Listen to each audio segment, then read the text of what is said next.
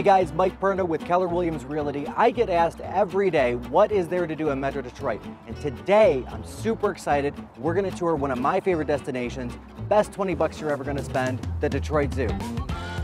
It's 15 for kids, 19 for adults. There's some upgraded tickets available, which includes some extra stuff with the giraffes and whatnot.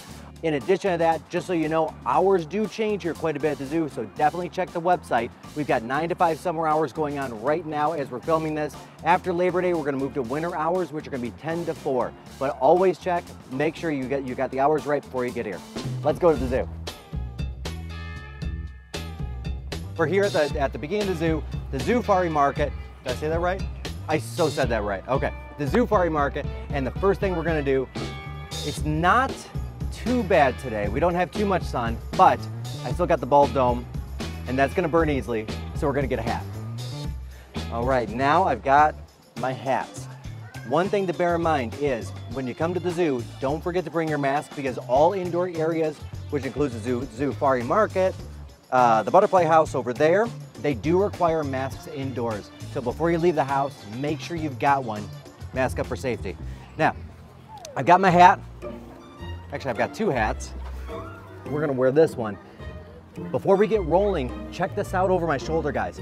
They're starting to prepare for what's called Wild Lights.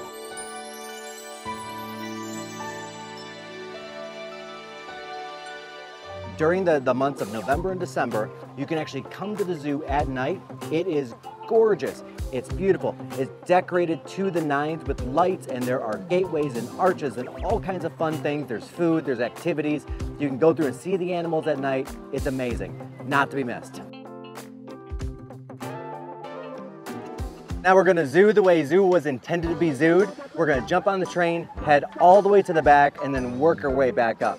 It's a great way to do it, especially after they open, because a lot of people tend to work from front to back, so you get to see the animals first and without too many people around, if you can get here right there first thing, 9 in the morning, or 10 after Labor Day. Also, as a side note, a gentleman just walked by me and said, well, that's a big knife, with his best Australian accent, which is awesome, which I think has something to do with my hat and Crocodile Dundee. A little bit of both. Yeah. We just took the Tauber train, which was donated by the Tauber family, a local Metro Detroit family, great people, to the Africa Station. The reason for the train is because the zoo is comprised of over 125 acres. This thing is huge, and this train goes up and down the service drive side, so the south side of the zoo, and a little bit of the west side of the zoo. Now, this zoo, which is amazing again, is comprised of 137 different unique species, which is awesome, and they're always adding to it, as well as over 2,000 animals.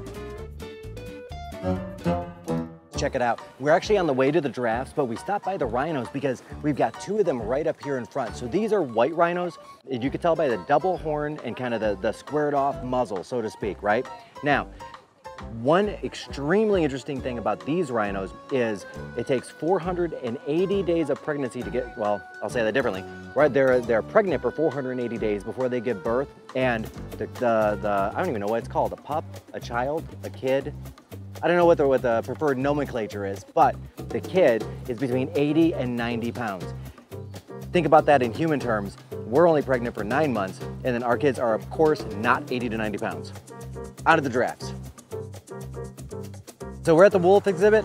Whenever I think of wolves, I always think about the movie The Day After Tomorrow, because in that movie, if you guys remember, you know, there was a snowpocalypse happening because of the climate change and like all the things, right? And it went from like regular weather to ice age in like 3 days. And in The Day After Tomorrow, there was a zoo, the wolves escaped, and for whatever reason, Jake Gyllenhaal needed to defeat these wolves on this like tanker to go find antibiotics for his friend, all the things. The most random interjection of anything into a movie that just did not need one more thing. And then there were wolves. Get the wolves out of the room. When they leave, lock the door. Good luck.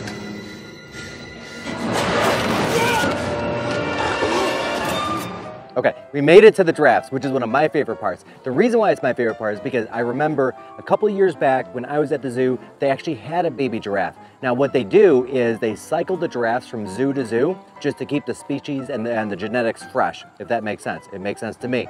Today we've got 4 giraffes. We do have one baby giraffe who's about 3 years old. Her name is Zara. You can't even tell she's a baby anymore because, well, she's 3 and that makes it look pretty fully grown. And clearly I have a different mask on than when we started the video, and that's only because I lost my awesome Under Armour mask on the train.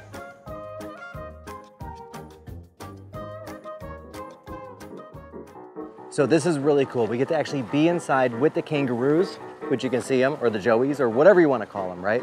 And while we're filming, I'm going to take this opportunity to talk about a few other things that the zoo has. I was going to do it on the train, but it was just so loud that it wasn't a great time. So, a couple of great things about the zoo that you may not know is they also do yoga in the zoo Mondays and Wednesdays during the summer from 7:30 to 9 a.m. It's great. Check it out. 100% worth doing. And then Thursday afternoons, early evening as well. That's all going to be coming to a close, and they're going to change the hours about Labor Day. So again, double check the website. But I did want to point out, you can do yoga at the zoo a couple, 2 or 3 times a week, and that's pretty cool.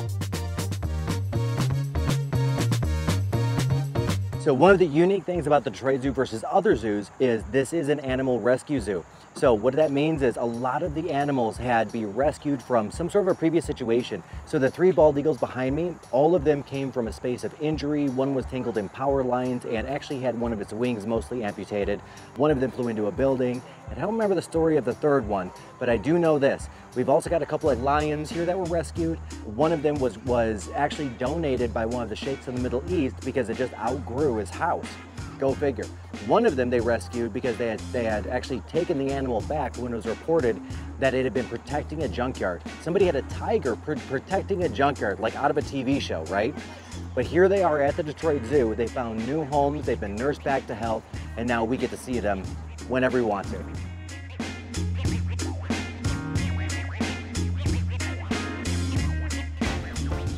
We've got a special for you today. We've got a sneak peek at Table 28. It actually opens tomorrow, so by the time you see this video, it will be open. It used to be the Arctic Cafe, and what they did was they redid the whole thing. They're calling it Table 28 because the zoo was opened in 1928, and if you can check it out, it's got the Jurassic Park lettering.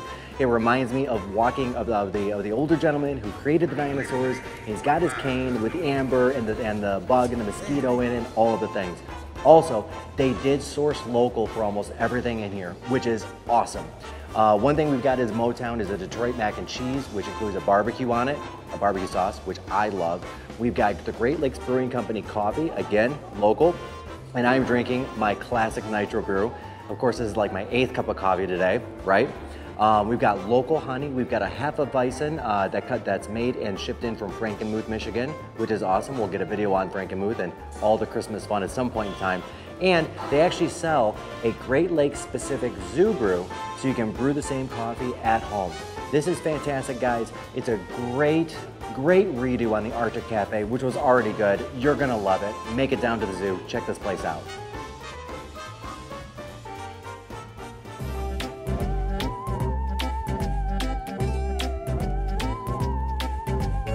And then here at the Detroit Zoo, we also have what's called the Arctic Ring of Life, which is not to be confused with the Ring of Fire. This is not Johnny Cash.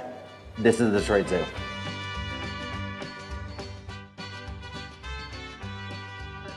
Now we're gonna see if we can catch some polar bears, which is really cool. Here at the Detroit Zoo, we actually have 4 polar bears. We've got Nuka and Suka, which are the mother and the father, and they had 2 kid polar bears.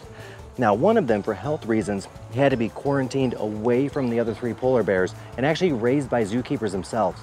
Because of this, it can't be reintroduced to the polar bear population, but very shortly they're gonna have a grizzly bear being born. So then they're gonna pair those up together. So you're gonna have a polar bear and a grizzly bear keeping each other company, which will be pretty cool.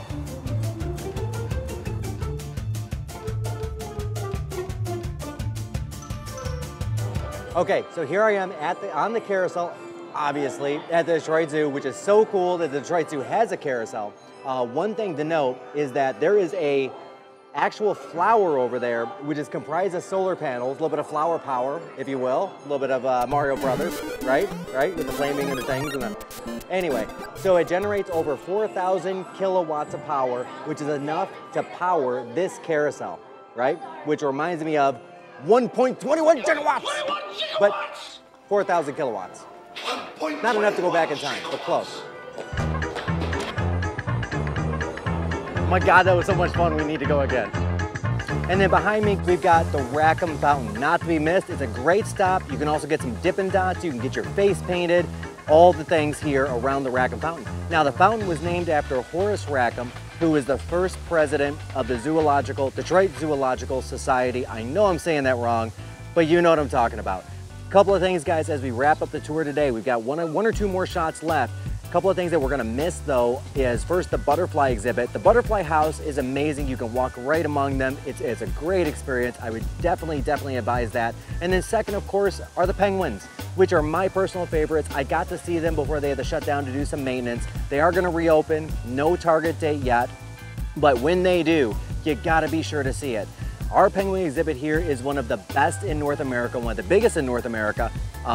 3 fun facts about it is you've got 4 species of penguins, 4 individual species of penguins, all in one place, which is awesome. It's an over 250,000 gallon area or tank or habitat, if you want to call it. And it's the one in North America that's most set up like a natural habitat. So you can see them in their natural state, in their natural beauty, unlike any other zoo in North America. And it wouldn't be a day at the zoo without stopping by Buddy's Pizza, a Detroit favorite, the one that made the Detroit pizza world famous, put it on the map, and you can get that pizza and overlook the Rackham Fountain.